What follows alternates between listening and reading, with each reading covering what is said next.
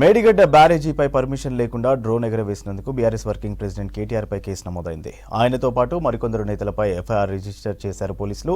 ఇక rows avenue కోర్టులో bail petition withdraw చేసుకున్నారు కవిత. నిన్న తిహార్ జైల్లో కవితను కలిశారు కేటీఆర్, హరీష్ రావు. తెలంగాణ సిద్ధాంతకర్త ప్రొఫెసర్ జయశంకర్ జయంతి సందర్భంగా ఢిల్లీలో ఆయన చిత్రపటానికి నివాళులర్పించారు నేతలు.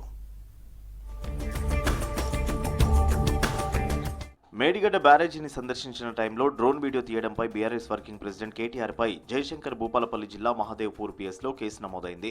గత నెల 26న బీఆర్ఎస్ నేతలతో కలిసి మేడిగడ్డ బ్యారేజీని సందర్శించారు కేటీఆర్. ఆ టైంలో బీఆర్ఎస్ సోషల్ మీడియా కార్యకర్తలు కొందరు డ్రోన్తో మేడిగడ్డ బ్యారేజీ వీడియోలు తీశారు. ఆ వీడియోలు YouTube, Facebook, X, Twitter social media platforms లో అప్లోడ్ చేశారు.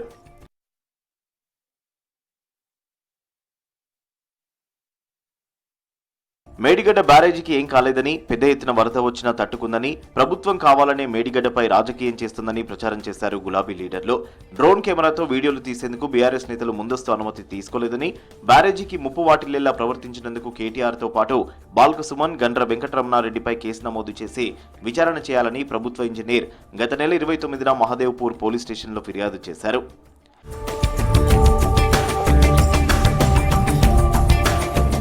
ఢిల్లీ లిక్కర్ స్కామ్ పై సీబీఐ కేసులో రౌస్ అవెన్యూ కోర్టులో దాఖలు చేసిన బెయిల్ పిటిషన్ విత్డ్రా చేసుకున్నారు బీఆర్ఎస్ ఎమ్మెల్సీ కవిత.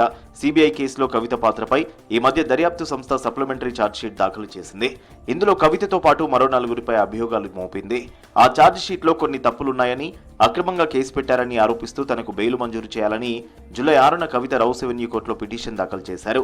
అయితే ఛార్జ్షీట్ ఫైలింగ్ మాత్రమే సరిగా లేదని, కోర్టు ఆదేశాలతో సరైన పద్ధతిలో ఫైలింగ్ చేశామని సీబీఐపై వాదనలు వినిపించింది. ఆ వాదనలతో ఏకీభవించిన special judge Kaveri Baweja chargesheet పరిగణలోకి తీసుకున్నట్లు జూలై 22న ప్రకటించారు. తర్వాత కవిత బెయిల్ పిటిషన్ పై విచారణ చేస్తుండగా 2 సార్లు వాయిదా పడింది.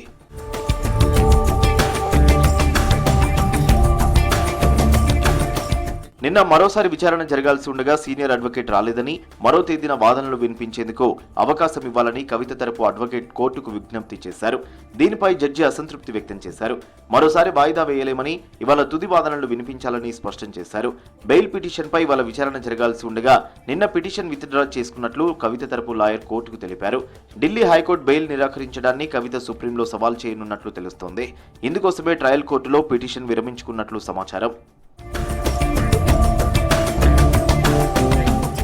ప్రస్తుతం తిహార్ జైల్లో ఉన్న కవితతో కేటీఆర్, హరీష్ ములాఖత్ అయ్యారు. 15 నిమిషాల పాటు ఆమెతో మాట్లాడారు.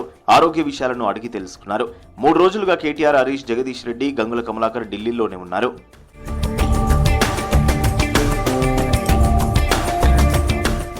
మరోవైపు నిన్న తెలంగాణ సిద్ధాంతకర్త ప్రొఫెసర్ జయశంకర్ జయంతి సందర్భంగా ఢిల్లీలో ఆయన చిత్రపటానికి నివాళులర్పించారు బీఆర్ఎస్ వర్కింగ్ ప్రెసిడెంట్ కేటీఆర్. ఉద్యమంలో జయశంకర్ పాత్రను గుర్తు చేసుకున్నారు. తెలంగాణ సాధనకు జీవితాంతం పరితపించిన గొప్ప వ్యక్తి ప్రొఫెసర్ జయశంకర్ అని చెప్పారు కేటీఆర్.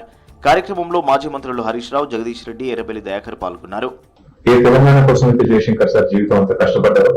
ఇవాళ తెలంగాణ సాధించుకుని సవ్యమైన దిశలో 10 ఏళ్ల పాటు నడిచింది. భవిష్యత్తులో కూడా ఇప్పుడున్న పాలకులు ప్రొఫెసర్ జయశంకర్ గారు కలలు కన్న తెలంగాణ సాధించే దిశగా, మరిన్ని వారి ఆశయాలు నెరవేర్చే దిశగా కృషి చేయాలని కోరుతూ, మరి ప్రొఫెసర్ జయశంకర్ గారికి మా నాయకులు కేసీఆర్ గారు ఘనమైన నివాళులు అర్పించారు.